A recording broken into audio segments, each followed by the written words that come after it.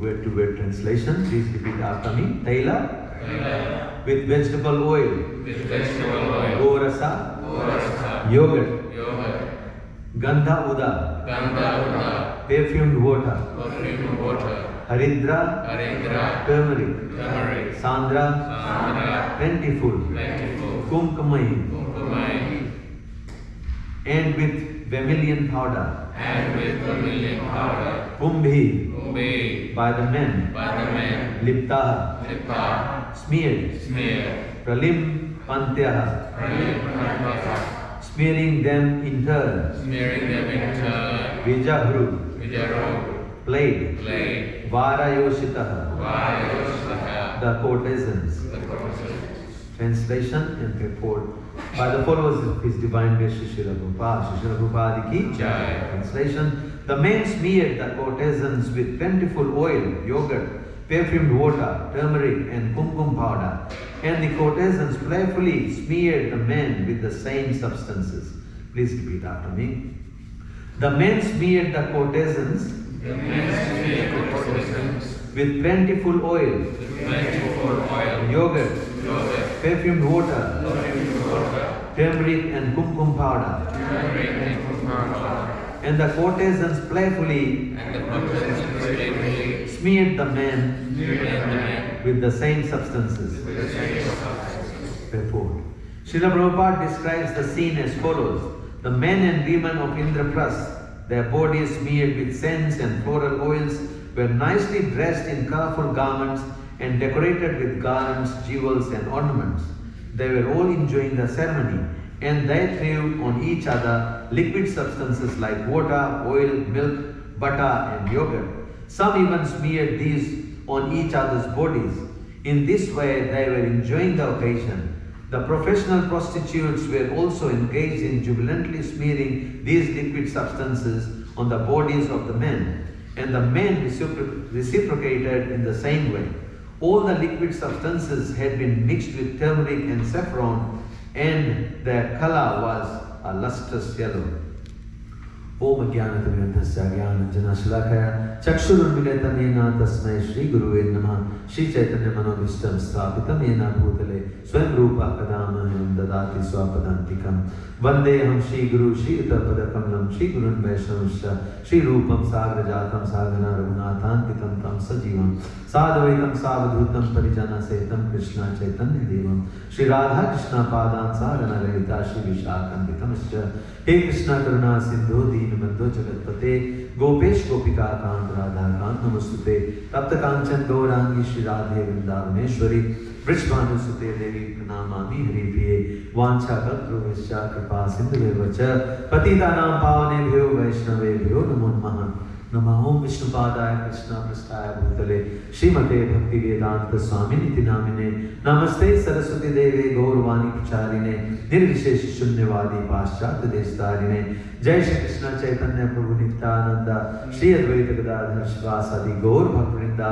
Hare Krishna Krishna Krishna Hare Hare Hare Rama Rama Rama Hare Hare Hare Krishna. Thank you everyone for attending this morning's Srimad Bhagavatam class.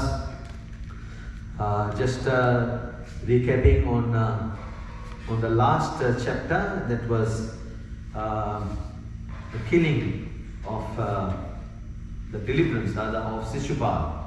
And as we all went through that for a number of weeks on that chapter by various speakers, Shishupal was given mercy by Krishna, both while living, he respected his material body as well by giving him the chance of not being slaughtered by him or slain by him at once, but because he had given his promise to his aunt, the mother of Shishupal, that he will allow Shishupal to do offenses worthy of being slain 100 times before he actually slays him.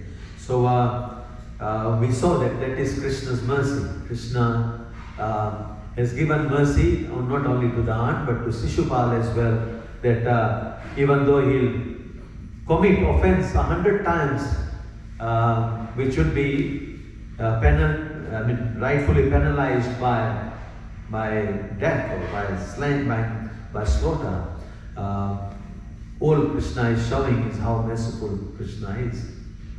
And then when he was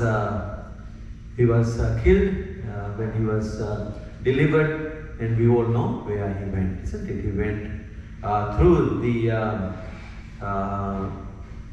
you could say, path of Krishna back to Vrindavan, back to spiritual world, not Vrindavan, back to spiritual world. And Shishupal was none other than one of eternal servants of Krishna, and we know that why they came to this earth.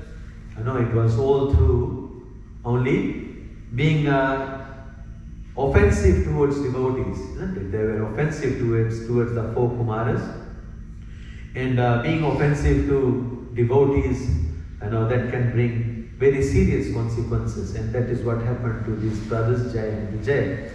The four Kumaras, being very small toddler boys in that form, they were not wearing any garments, and Jai and Vijay considered that to be inappropriate to be in that way and meeting the Supreme Lord Vishnu, isn't it?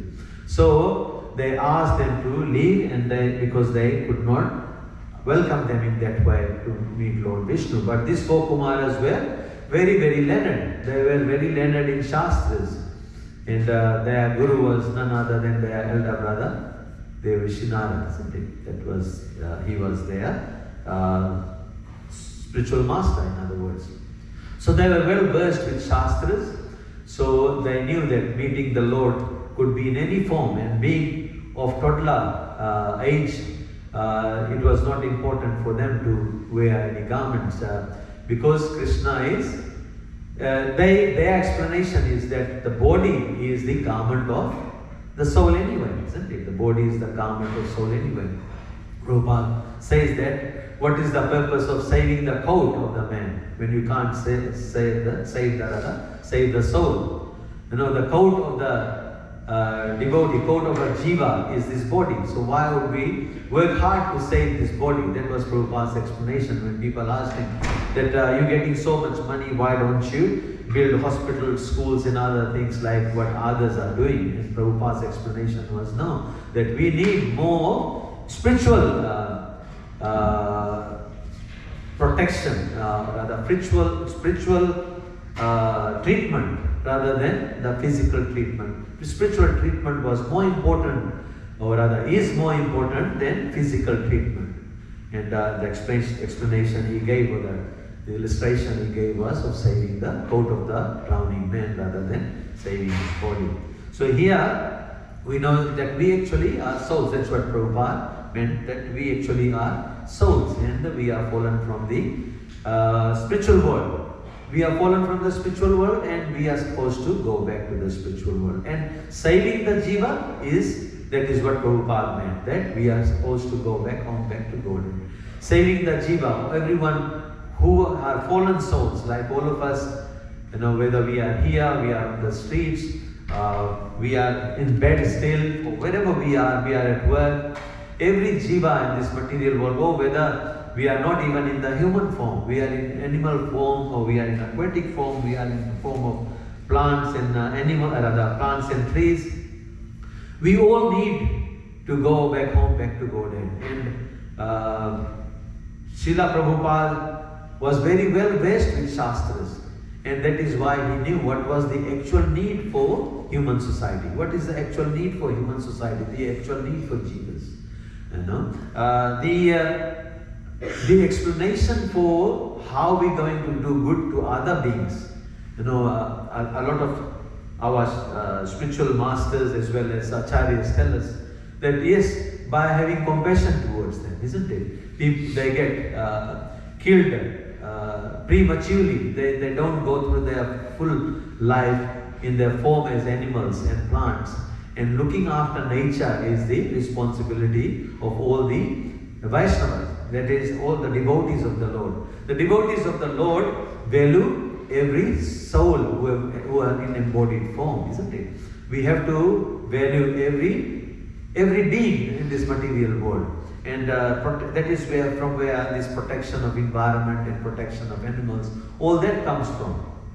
That is all nothing more than but just the Vaishnava practice, the practice of the devotees, that they don't, even killing a plant, they don't do it without any purpose. You know, like cutting sandalwood for that matter. They just don't cut a tree just for the matter of enjoying the cutting of the tree or clearing the area. They do it for a purpose. If there is a need for the tree, there is a need for the jiva to leave its body, then only. Even for that matter, for prasadam, you know, like we should never be wasting prasadam, because prasadam also comes from jiva, isn't it? It comes from other forms of life.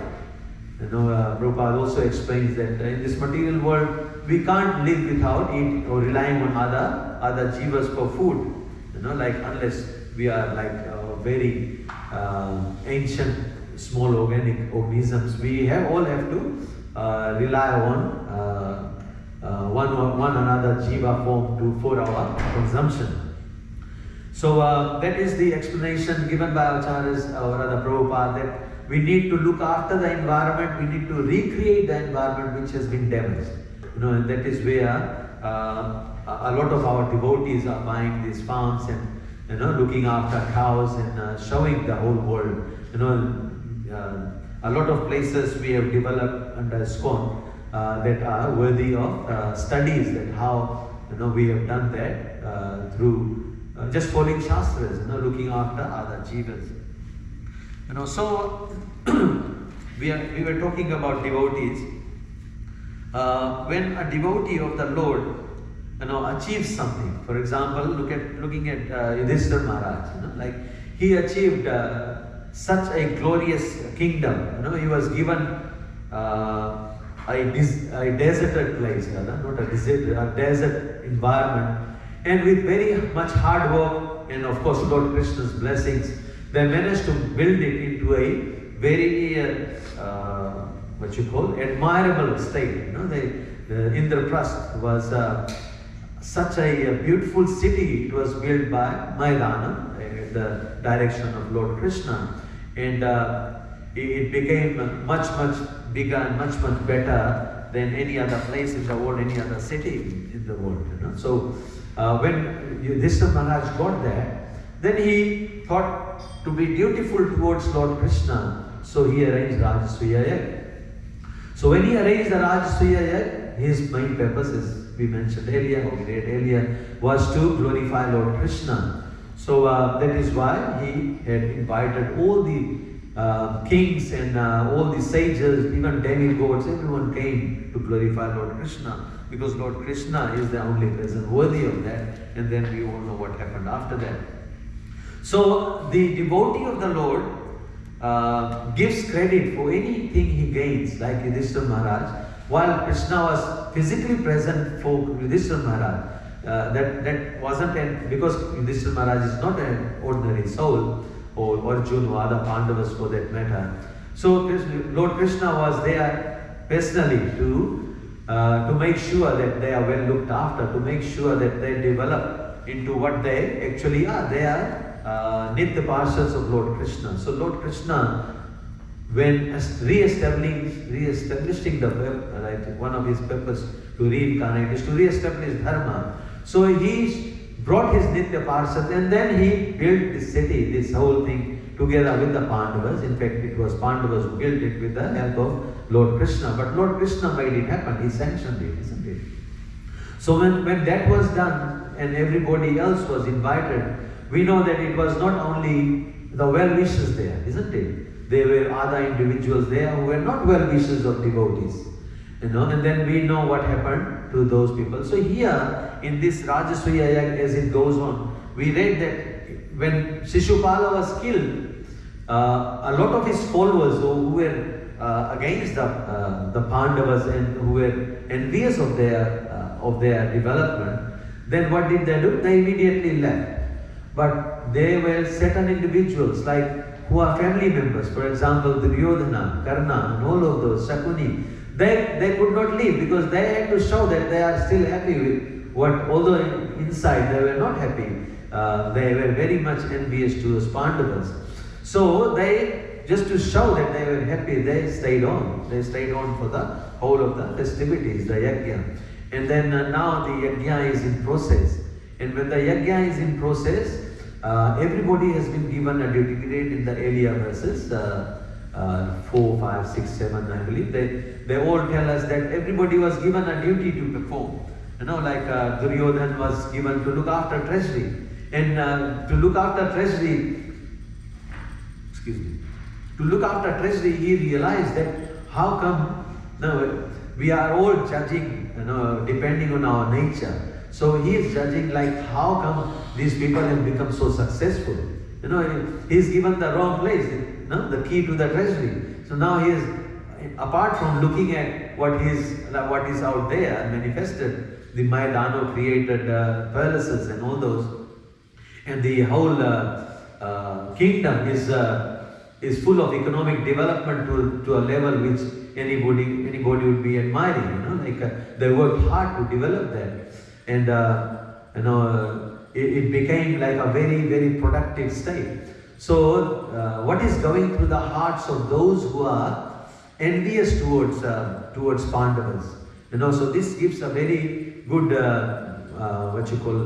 realization for all of us, that when a devotee of the Lord is moving forward in life, how we should be, how should our own feelings towards that person, how should we develop our own relationship with such individuals. It's all about how we relate to everybody here. When such things are happening, because every kind of opulence is coming from Krishna, as we know. Jiva, according to Bhaktivinoda Thakur, we are no better than the worm in the stool.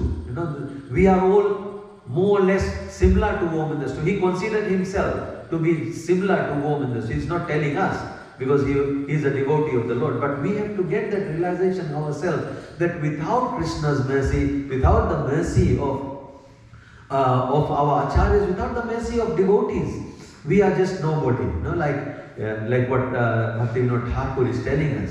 So when we equate ourselves to such a low and humble state, then what happens is, then we are realizing Krishna.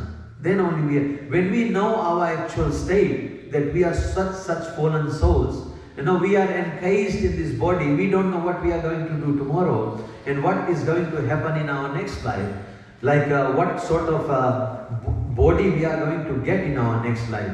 Then we should have that realization. What are we thinking of at the time of death in this life? If we are being very envious, then definitely we will become, to our acharyas, we will become snakes or serpents or something of that sort in our next lives if we are very, very envious individuals or any other poisonous creatures. That's what Prabhupada says. Then what we should be doing? Why should we have envy towards anyone? That only comes through false ego. Envy comes through false ego. False ego means that we have misplaced our importance. We have misplaced, we are mistaken about our individual being. We are mistaken about how fallen we can be. We are mistaken about what our true identity is. If we consider ourselves that we are the minutest bit, 1/10,000th piece of the tip of the hair, that is the size of the jiva. If we consider ourselves such insignificant beings, then we live with such a realization all the time that we are just nobody. Without Krishna, we are like zero, isn't it? Prabhupada says that only by adding Krishna to our lives, that gives a value. Whatever value you put on, 1 or 9, 1 to 9, wherever. And then we are zeros. Never mind how many zeros we are alone, we got nothing. But if we add that value in front, if we giving Krishna a value of 9, of course he is insignificant in terms of value. He is cannot be measured, isn't it? So if you put any value and then add any number of zeros, then only we have some value. If we add Krishna to our lives, then only we have got some value in what we are, what we actually are. So adding Krishna to our lives, we cannot add Krishna to our lives if we have envy in our heart. Envy towards Krishna, envy towards devotees, envy towards any being for that matter. Any opulence anybody has, if we are feeling belittled by any kind of opulence, then we could say that we've got impurity in our hearts. Impurity of envy. And this impurity, that envy is a reflection of aham, isn't it? It's a false ego. That envy is me, mine, me, my, mine, all that thing. That is all the purpose of, that is the identification of aham, under identification of false ego. And then we're talking about how learned we are. So when we go back and compare ourselves with our acharyas, compare ourselves with Lord Krishna for that matter, then only another realization comes. Any kind of opulence we're talking about, then realization comes that we are such insignificant beings. And then when we are humbled by that position, then only we are moving towards some sort of purity. If we are humbled towards, that gives us the propensity to aid our life to surrendering to devotees and surrendering to Krishna.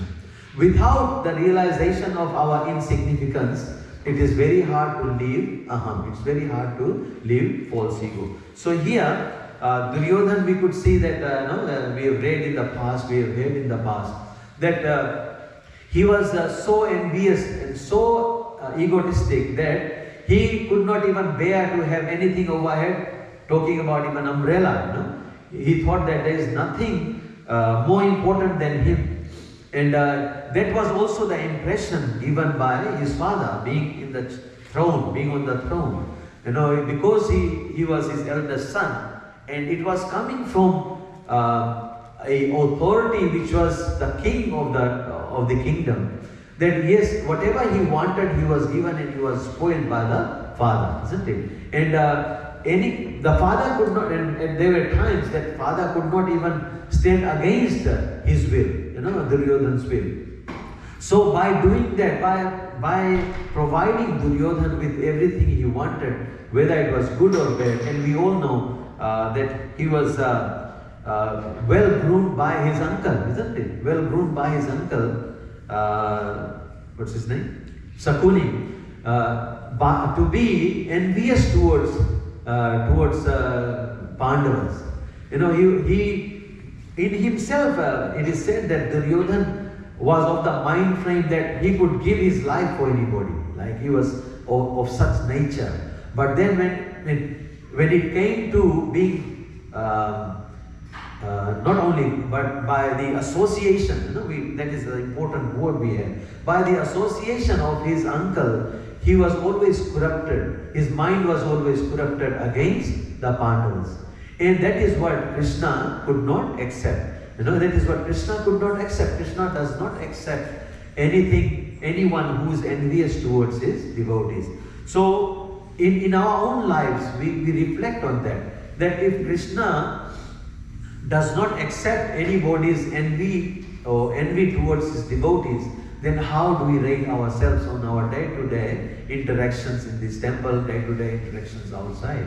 Because we cannot judge anybody who is a devotee and who is not a devotee. Anybody coming to this temple, chanting Krishna's name, or even taking Krishna's name once, a Vista coming in, he won't come to Krishna's temple unless he has taken Krishna's name once, isn't it? So our acharyas tell us, even Mahaprabhu say, even someone has taken Krishna's name once, he is a devotee of Krishna.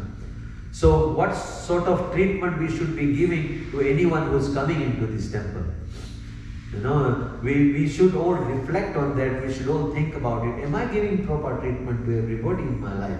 Whoever I am interacting with, am I giving them proper treatment? Am I considering them equal to Krishna or to be devotees of Krishna? Am I treating them the way a Krishna's devotee needs to be treated? That is what we all need to reflect on our own interactions or assess our own interactions with others. So the other good example given here is when Bhishma Dev had fallen.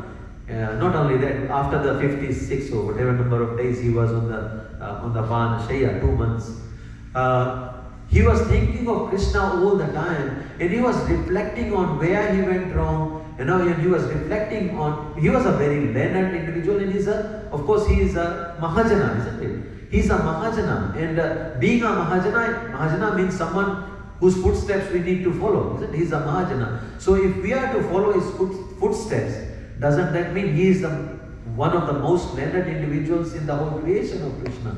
Of course he is. And then when he's there on Vanashaya, he's thinking of Krishna.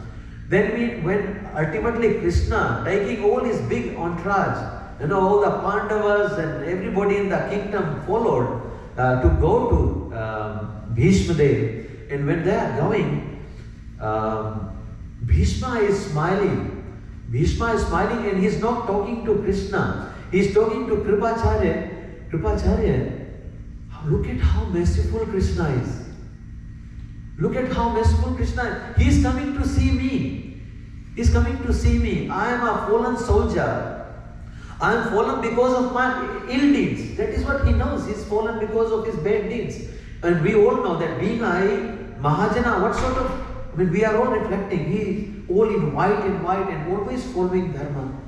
Just slipped once or twice in his life.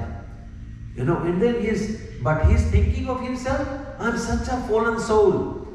I have made the whole, he was comparing his status. He was thinking of himself, am I somewhere the cause of this whole thing? This whole Mahabharata? Am I the cause of this whole Mahabharata? Have I did the right thing? Being the leader of the Kurus for the last 4 generations, have I been doing the right thing? But because he is learned in Shastras, He didn't require a third person to give him that realization. And then he's talking to Kripacharya that what good have I done? I was fighting against his pure devotees. I stood against him even. He was on the other army and I was on another one, the opposite one. He's reflecting on that, and why is Krishna coming to look after me in this moment? Why? Isn't he so merciful? Isn't he so compassionate? He's thinking about Krishna and giving glory to Krishna. Who am I that Krishna is coming as a savior to me? He's reflecting on that. And I was witness to Draupadi being disrobed in the assembly of Kurus. I am supposed to be the protector of the Kurus. Have I did the right thing? I am such fallen, and yet Krishna is giving me so much mercy. He is coming. So, if we reflect on all that, what is it that one needs to do is realization. Krishna realization, God realization. We all would have messed up in past in our lives. We all have messed up. We are in this material world and we mess it up every day for ourselves, isn't it? Any moment we are messing up certain things. We are doing something wrong. We are training our devotees. If someone comes up, it's closed. Can we do anything better than that? It's closed, but I'll grab your prasad. Are we doing the utmost to save a devotee? That is the mind frame we need to have in this organization, Prabhupada's ISKCON organization. And in this space, this is Vrindavan. This is Krishna's space.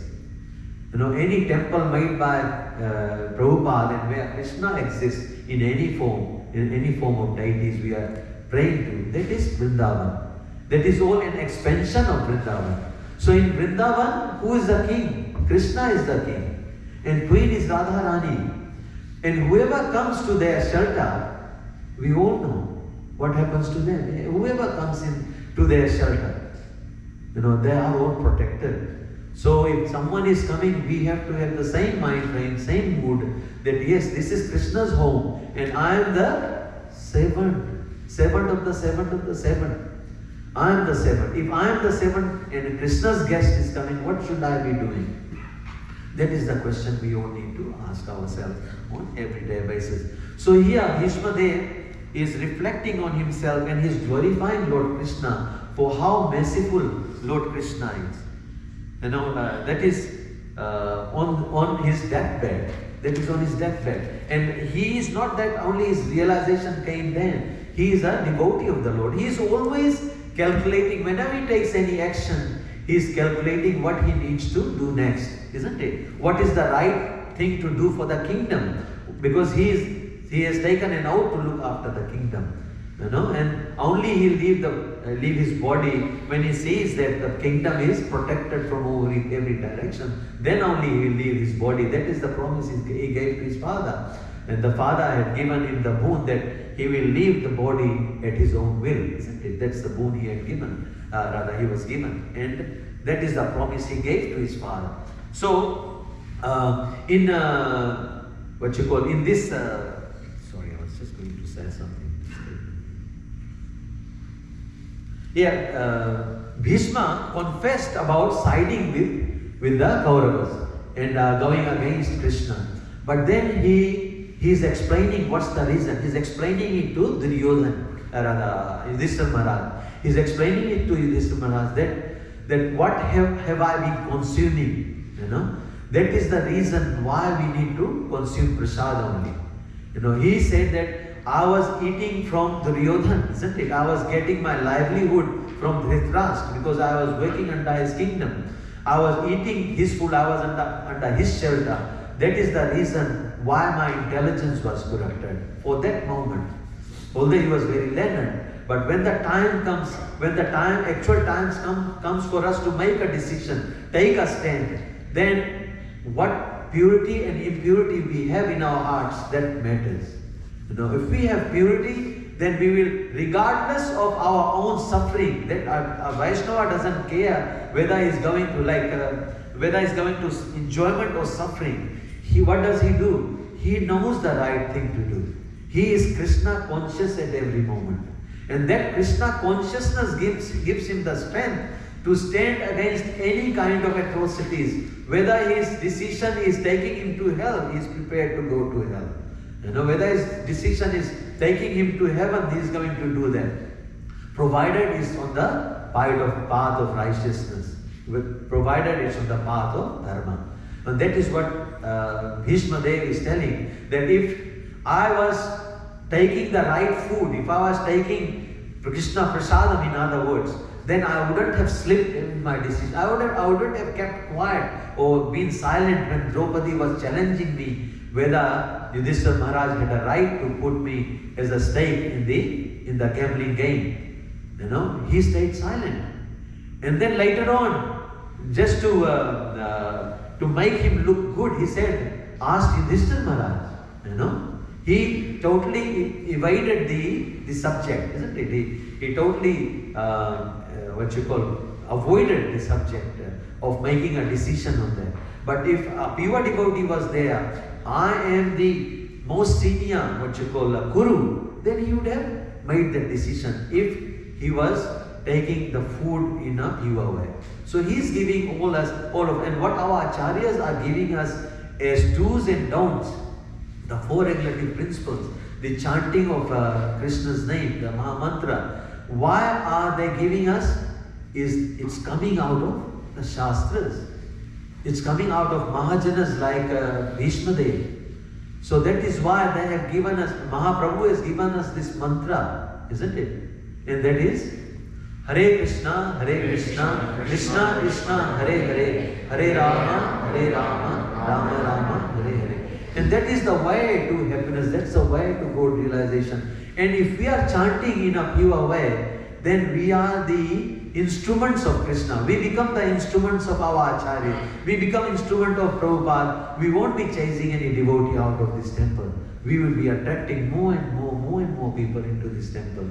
And we will be coexisting in harmony.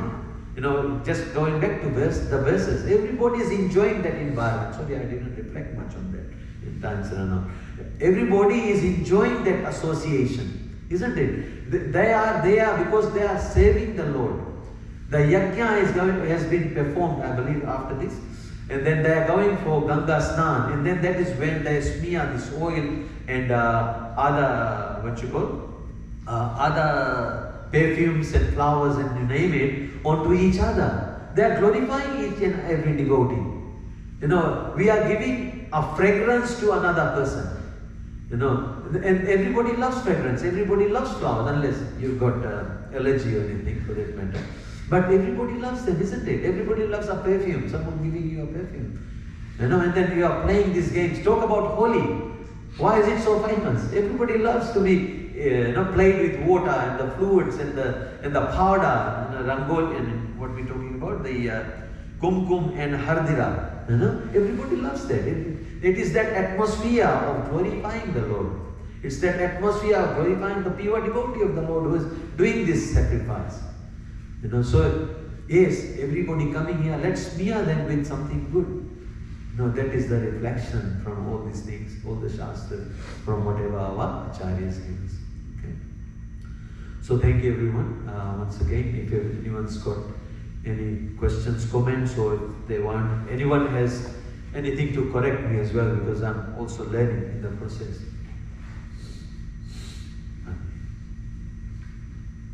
Any questions, clarifications?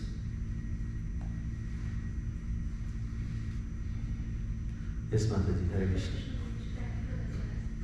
Like you mentioned that Duryodhana called envious that Krishna did not like, but it is said that if Duryodhana went back home and recorded just because he saw Krishna at the time of death.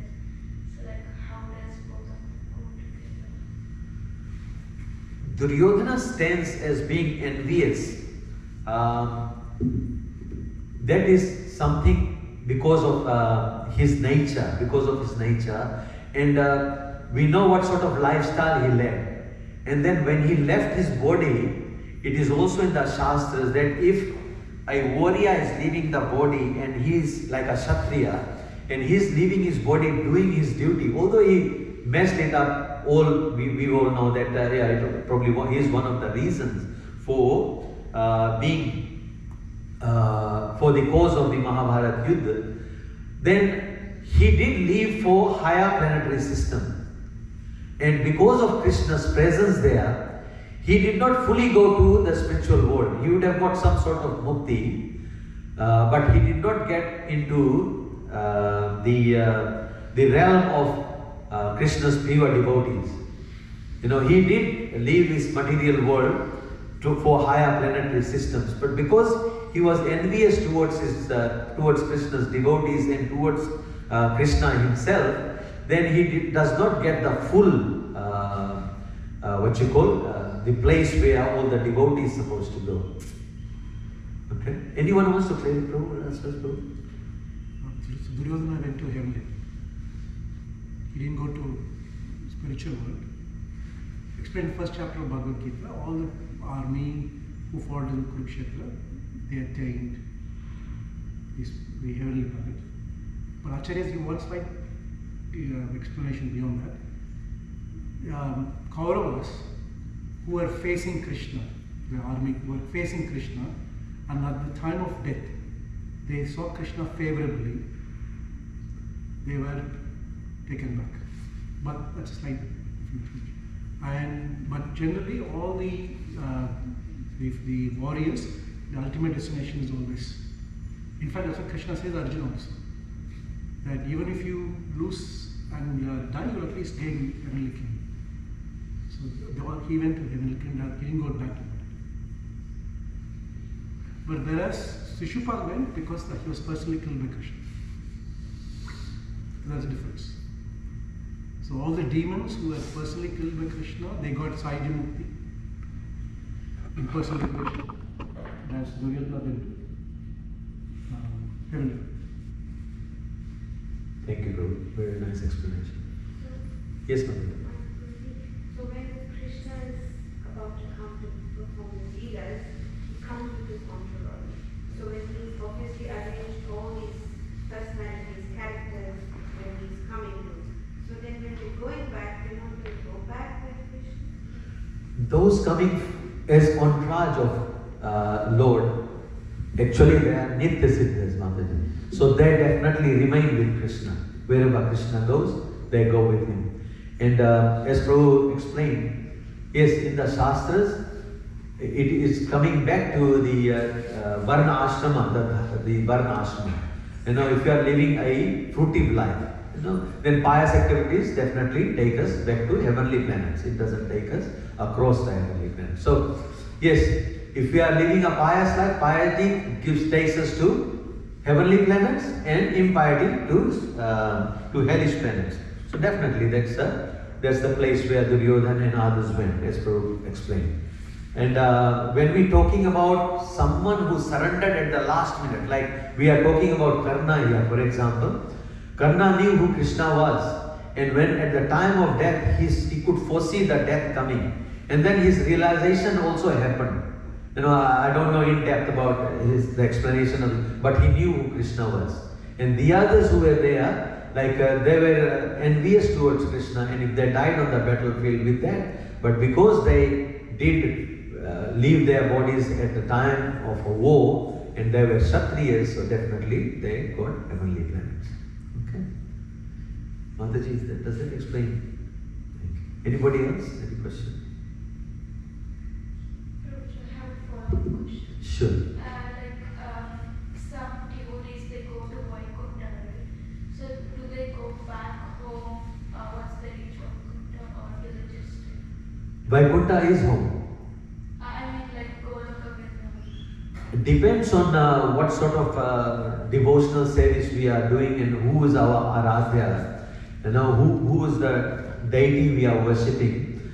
So Lord being most kind, if we are talking to, we are praying to Lord Rama, then definitely we go to Lord Ram's kingdom and we eternally enjoy Ram Raj. People want Ram Raj, where everything in the Raj is ideal, and that is where they go. They go and save Lord Ram as a citizen of Saket Lok. No, there are like this material world, how infinite is it, we know that, but spiritual world is 3 times this. And there are innumerable planets there as well, and that is all headed by the Lord's incarnations and His expansions. And the topmost, as we know, is Golok Vrindavan, where Krishna resides. So every Vaikuntha planet, while they are not equal, they are there for every devotee of the Lord. They are there for every devotee of the Lord to stay there eternally. But if someone if someone is aspiring to become Krishna's devotee, they become Krishna's devotee and reach the topmost planet, topmost status of being in Golok Vrindavan.